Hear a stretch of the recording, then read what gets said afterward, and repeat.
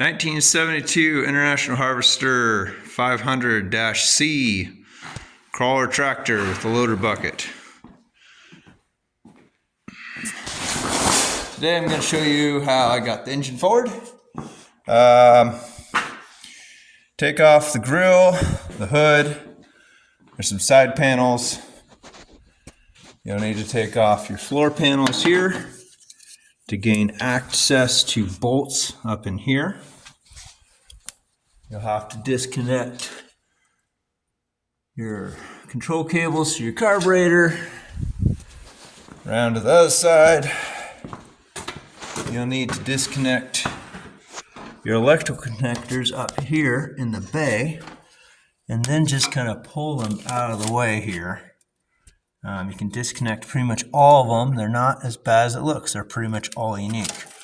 And then your wire bundle is loose, so you're not stretching it. I pulled the starter out of the way to get to the hoses. It just made things easier. I cut this one because it is so old. I'm going to replace it anyway. It's generic. You can see my lifting point here is a chain wrapping around the engine to the spanner bar. It turns out it's not even needed. The book says to lift the engine by these measly little studs on the valve cover. That is just absolutely ridiculous. Reality is, because the rear slides on the frame, all you have to do is put a C channel right here and lift it right there. This is plenty thick structure to lift it by. And I used a ratchet strap, like I said, with a little bit of pull, and it just slid the whole thing out. To disconnect the assembly, you're going to be looking at 3 15/16 bolts up here on top. That hole right there is a piece of metal. I'll show that in a minute. Right here, you got a hydraulic line, and I'll show you that in a minute. So, here's that frame rail with that foot sliding along in the grease channel. You can see where it was. Here's a couple more lines to disconnect here, and just plug them off.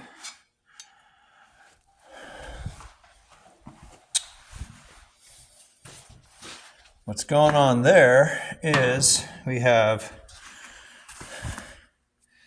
inside of the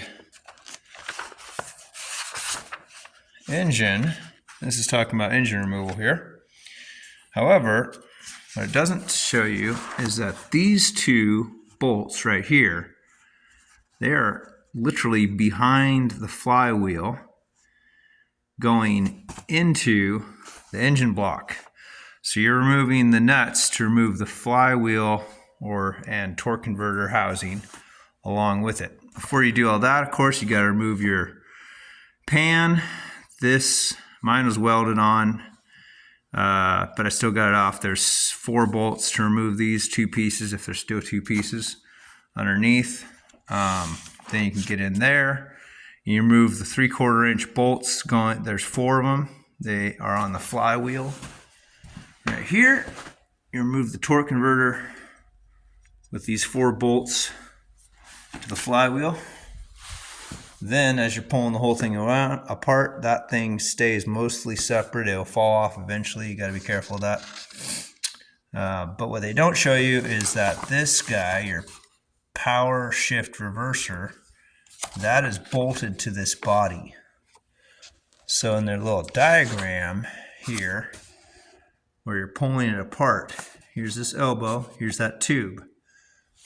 This tube is acting like a trailer hitch pin. Okay, so if you don't pull this out, it's got 2 O-rings.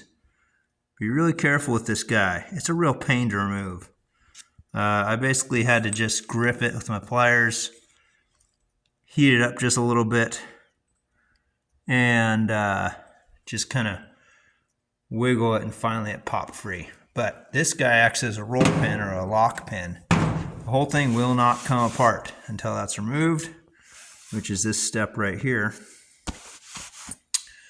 Then the whole reason I took this apart today was to get this garlic seal replaced because somebody had slammed it from, I can't remember. The book says not to do it, but forward, reverse, reverse, forward, one of the two, went straight from one movement to the other without stopping.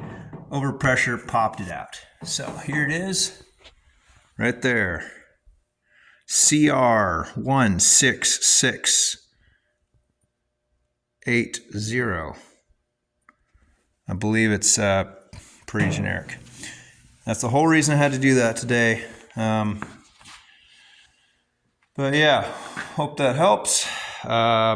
There's 4 nuts, as you can see right here. Down below, there's another stud. These 2 studs and these 2 studs. You have to take those off. They're all 15/16, all these nuts. The book in here talks about supporting the rear of the engine with a jack underneath, but like I said, that's not necessary. So yeah, hopefully that helps, and I'll try to get a video of it running.